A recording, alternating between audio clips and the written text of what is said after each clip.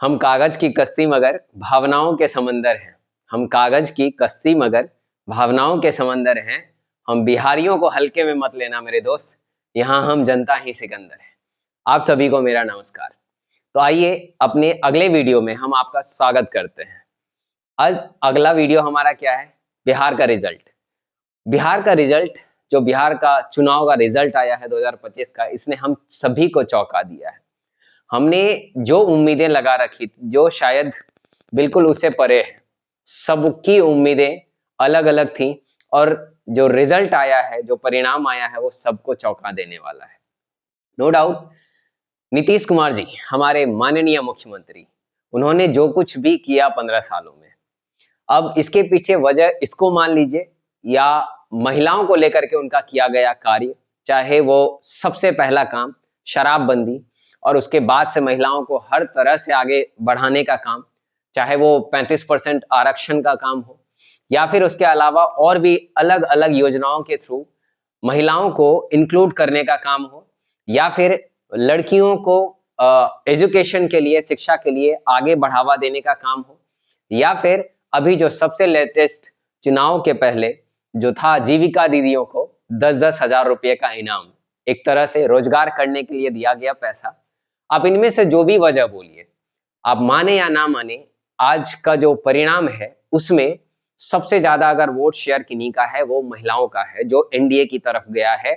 उसमें से मोदी जी, हमारे माननीय प्रधानमंत्री, और श्री नीतीश कुमार जी, हमारे माननीय मुख्यमंत्री, दोनों के पार्टियों को मिला है, मतलब बीजेपी जदयू दोनों को मिला है। तो आज का जो रिजल्ट है, इससे पहले हम जो वीडियो बनाए थे आपको बताए थे कि रिजल्ट और परिणाम जो भी हो, सरकारें जिनकी भी बने, हमारी आग्रह रहेगी कि वो हमारे लिए काम करे, मतलब यहाँ की जनता के लिए काम करे। तो आज हम थोड़ा सा इस पे बात करेंगे। बात क्या करना है कि आखिर ये इतना बड़ा, जो लोगों ने सोचा भी नहीं था, इवन खुद एनडीए वाले जो सारे घटक दल हैं जो मिल करके लड़ रहे थे, उन्होंने भी नहीं सोचा था। और महागठबंधन जो इतनी बड़ी पार्टी, बहुत सारे लोग मिल करके चुनाव लड़ रहे थे, इन्होंने तो सपने में भी नहीं सोचा होगा। लेकिन परिणाम अगेन चौंकाने वाले।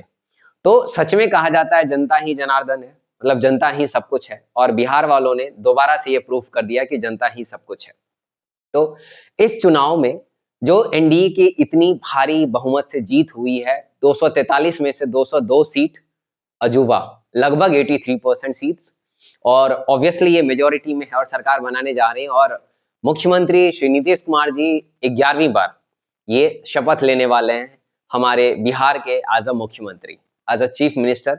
अब ये फिर से शपथ लेने वाले हैं। तो आखिर इनके पीछे जीतने की वजह मैंने बताया, एक तो वो फैक्टर, और दूसरा फैक्टर जो हमारे माननीय प्रधानमंत्री से जुड़ा हुआ है, वो क्या कि लोग इन्हें बहुत ज्यादा पसंद करते हैं और इनकी जो बातें हैं, लोग उससे बहुत ज्यादा अट्रैक्ट होते हैं। प्लस में जो आइडियोलॉजी, और इस बार जो उन्होंने वादे करे हैं बिहार को लेकर के कि हम यहाँ पे रोजगार सेट करेंगे, यहाँ पे फैक्ट्रीज भी सेटअप करी जाएंगी, तो इन सब चीजों से लोग उनकी तरफ अट्रैक्ट हुए हैं, जिसकी वजह से बहुत बड़ा जो मेजर शेयर जो पहले किन्हीं और को वोट पड़ता था, उन लोगों ने भी इस बार एनडीए को वोट दिया है। तो ये सारा कुल मिला के रीजन है जिसकी वजह से, मेरे नजर में, जिसकी वजह से आज एनडीए को इतनी बड़ी बहुमत मिली है। वहीं पे अगर हम दूसरी तरफ बात करें महागठबंधन की, तो आखिर इतनी कम सीट क्यों? 35, सिर्फ 35 के आसपास सीटें, इतनी कम सीट, महागठबंधन सब लोग मिल करके जो लड़े थे, आखिर ऐसी क्या वजह रही? तो मेरे नजर में जो है एक वजह ये हो सकती है कि महागठबंधन के तरफ से जो वादे किए गए वो शायद रियलिस्टिक नहीं थे। रियलिस्टिक मतलब क्या? जैसे कि एक वादा किया गया था हमारे माननीय तेजस्वी प्रसाद जी के तरफ से कि हर घर में एक सरकारी नौकरी दी जाएगी। अगर ग्राउंड रियलिटी देखें तो जितनी जनता है या जितनी फैमिलीज हैं यहाँ पे, हर घर में तो सरकारी नौकरी संभव नहीं है। बट हाँ, ये हम कह सकते हैं कि हर घर में किसी ना किसी को रोजगार मिलेगा, चाहे वो सरकारी हो या प्राइवेट हो। ये बात समझने लायक है। दूसरी बात और एक और क्या है कि महागठबंधन में मेरे नजर में कि समन्वय, जो बोलते हैं ना आपस में मिलाओ, वो उसकी कमी भी देखी जा सकती है, जिसकी वजह से ये सेटबैक रहा और इतनी कम सीटें महागठबंधन अर्जित कर पाई। उसके बाद अगर हम महागठबंधन के बाद आगे और बढ़े, तो एक जो सबसे शॉकिंग रिजल्ट रहा, जो शायद किसी ने कल्पना भी नहीं किया होगा, जो इतने बहुत जोर शोर से आए, और नो डाउट वो एक बहुत अच्छे इंसान है, प्रशांत किशोर जी। उनकी पार्टी जनसुराज, हम सबने उम्मीदें लगाई थी, क्या एटलीस्ट हमें ये तो नहीं पता था कि उनकी सरकार बनेगी, बट एटलीस्ट हम सब ये सोच रहे थे कि एटलीस्ट कुछ सीटें, एटलीस्ट जहां तक मेरा आइडिया था कि एटलीस्ट 30, 40, 50 के रेंज में एटलीस्ट सीटें उनकी रहेंगी कम से कम।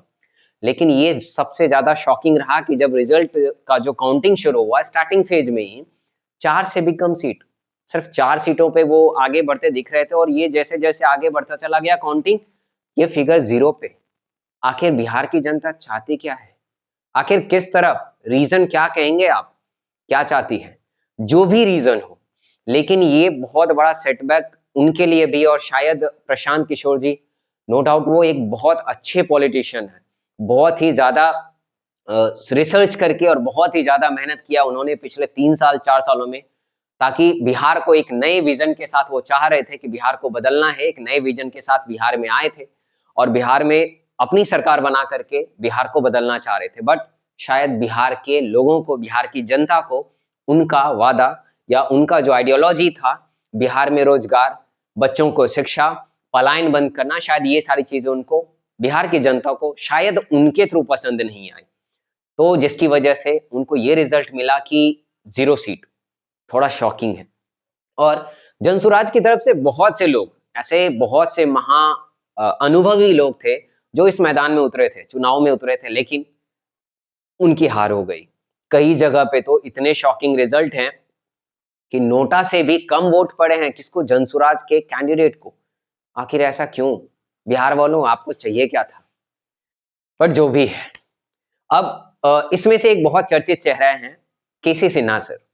उनके बारे में कौन नहीं जानता है? मैथ्स से लगाव रखने वाले, कॉम्पिटेटिव फील्ड या किसी भी चीज में, आईआईटी, जेई, नीट, इन सारे फील्ड से लगाव रखने वाले लोग, हर एक इंसान केसी सिन्हा सर के बारे में जानते होंगे, जो बहुत ही बड़े मैथमेटिशियन, आईआईटीएन, और वर्ल्ड लेवल पे जो जिनको रिकॉग्निशन मिला हुआ है, अवार्ड्स मिले हुए हैं, वो भी खड़े हुए थे इस इलेक्शन में, बट उनको भी हार का सामना करना पड़ा।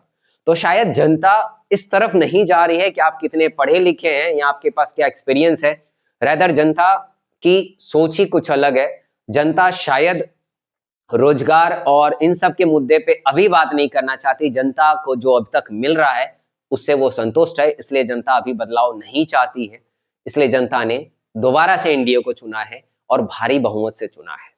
अब तो ये चुन लिया तो हमें ठीक है, हमारा पूरी तरह से सपोर्ट है, क्योंकि हम किन्हीं पर्टिकुलर को सपोर्ट नहीं करते। हम चाहते हैं कि अब जिनकी भी सरकार बनी है, हमारे माननीय मुख्यमंत्री जी, जो 2005 से लेकर के अब तक नो डाउट बिहार के लिए बहुत अच्छा काम किया, बिहार के डेवलपमेंट के लिए, जहां तक आज गांव-गांव तक सड़कें हैं, बिजली है हर घर में, और शिक्षा भी है, धीरे धीरे जो है अपने सही ट्रैक पे आ रही है, सब कुछ धीरे धीरे सही हो रहा है, बहुत सारी चीजें बदली हैं।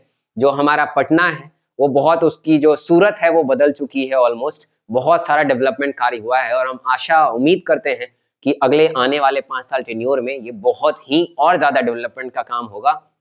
और जो जनसुराज ने हमें सपना दिखाया था, या फिर हम ऐसा कहें कि जो एनडीए की तरफ से हम बिहार वालों से प्रॉमिस या वादे किए गए थे, अब उनको पूरा करने का समय आ गया है। हमें पूरी उम्मीद है कि उन्हें पूरा करने के लिए, जैसे ही सरकार बनती है, सारे लोग उन्हें पूरा करने के लिए लग जाएंगे। इसके अलावा इस इलेक्शन में कुछ और चीजें हैं जिनके बारे में हम बात करना चाहेंगे। एक तो एक चर्चित चेहरे और जिनके बारे में थोड़ा हमें बुरा लगा, अब मुझे नहीं पता आप क्या सोचते हैं उनके बारे में। तेजस्वी यादव जी के बड़े भाई तेज प्रताप यादव, अब वो महुआ से इलेक्शन लड़ रहे थे, और हम सब को ऐसा लग रहा था कि वो इलेक्शन जीत जाएंगे। और पर्सनली देखिए, परिवार से अलग होकर के, क्योंकि उनको परिवार से, पार्टी से हटा दिया गया था, वो अपनी नई पार्टी जेजेडी, जनशक्ति जनता दल बना करके इस चुनावी मैदान में आए थे। लेकिन उसके बाद भी इस नए बाजी में ऐसा लगा था, हमें उम्मीदें थी कि वो जीत जाएंगे, और जनता को शायद उन्हें मौका देना चाहिए था, मेरी नजर में उन्हें मौका देना चाहिए था, क्योंकि नो डाउट वो महुआ में पहले भी काम कर रखे हैं, अच्छा काम करते, और उनकी जो आइडियोलॉजी है उनको कई बार मजाक में भी लिया जाता है, लेकिन नहीं, आज पर्सनालिटी वो बहुत अच्छे हैं। तो अब उनको जिताना था, लेकिन अब वो नहीं हो पाया। तो हमारे वश में नहीं है। ये सब जनता जनार्दन का आप कह सकते हैं कि जनता जनार्दन का जनादेश है, जो हमें स्वीकार करना है, हर पार्टी को स्वीकार करना है। और अब जो है, हमारी सिर्फ उनसे आग्रह रहेगी कि आप, मैंने जैसा पिछले वीडियो में कहा कि आप ऐसे काम करिए जिससे कि यहाँ के युवाओं का पलायन बंद हो। आप ऐसे काम करिए कि हम युवाओं का भरोसा आपके ऊपर बना रहे। आप ऐसे काम करिए कि जो पिछले कार्यकाल में, पिछले 5 सालों में युवाओं का जो हुआ, जैसे बीपीएससी के अलग-अलग मुद्दे थे, रोजगार को लेकर के, नौकरी को लेकर के, वो सारी चीजें जो रिपीट हुई, समझिए एक वो बुरे सपने जैसा था, वो वापस से रिपीट ना हो। हम बस यही आपसे आग्रह करेंगे, विनती करेंगे कि आप महिलाओं के लिए बहुत अच्छा काम कर रहे हैं, बुजुर्गों के लिए बहुत अच्छा काम कर रहे हैं, क्योंकि उनके पेंशन को भी आप बढ़ा करके 400 से 1100 कर दिए। तो हम ये आपसे, ये हमारी उपेक्षा है। हम ये उम्मीद करते हैं कि आप युवाओं के लिए भी कुछ ऐसा करिए कि वैकेंसीज जो हैं, जैसे जो गवर्नमेंट प्रिपरेशन में है युवाएं हैं, उनके लिए वैकेंसीज रेगुलर हो, सही समय पे एग्जाम हो, और रिजल्ट जो है वो निष्पक्ष रहे, कोई भी धांधली ना रहे। करप्शन को जितना हो सके कम करिए, खत्म तो शायद ही हो पाए, बट हाँ जितना हो सके कम करिए। और उसके बाद जो मेडिकल सर्विसेज है, नो डाउट बहुत अच्छा हो रहा है पहले के कंपैरिजन में, बट उसको भी और हमें आगे ले जाना है, क्योंकि हमें बिहार को विकसित राज्य बनाना है। क्योंकि बिहार अभी नाम से बहुत पिछड़ा है। जो बिहारी शब्द एक गाली है दूसरे जगहों पे, दूसरे शहरों, दूसरे राज्यों में, वो गाली ना रहे। हम बिहारियों का नाम, हम बिहारी का नाम और बिहार का नाम प्राउडली लिया जा सके। आप कुछ ऐसा करिए। माननीय मुख्यमंत्री जी श्री नीतीश कुमार जी और हमारे माननीय प्रधानमंत्री से हम पूरे बिहार वासी की तरफ से आग्रह है, विनती है कि इस बार, इस अगले 5 साल के कार्यकाल में आप ऐसा काम करिए कि हम सबको बहुत ही ज्यादा आप पे प्राउड फील हो। और अगला जब चुनाव का टर्म आए, अगली बारी आए, चाहे वो बिहार का हो या फिर केंद्र का हो, हम बढ़ चढ़ करके आपका साथ दें। और हम दोबारा से आपको, दोबारा से क्या, आप कितनी बार बोलेंगे, पर हम आपको मौका दें। यही आपसे विनती है।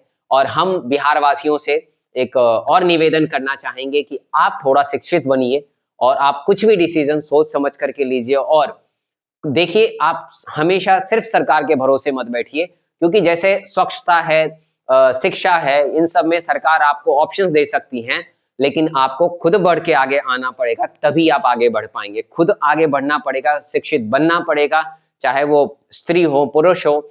आप अपने बच्चों को पढ़ाइए, अच्छी शिक्षा दीजिए और खुद को बेहतर बनाने के लिए हर दिन काम करिए। बाकी तो हमारा जो इलेक्शन का रिजल्ट आया है, हम सब तहे दिल से स्वागत करते हैं, अभिनंदन करते हैं। हमारा अभी बस इतना ही विचार है। बाकी आप क्या समझते हैं? आपकी राय में अगले 5 साल के कार्यकाल में बिहार में क्या-क्या काम होना चाहिए? आप कमेंट में हमें बता सकते हैं, और आपका हमारे लिए कोई सजेशन है तो वो भी आप हमें बता सकते हैं।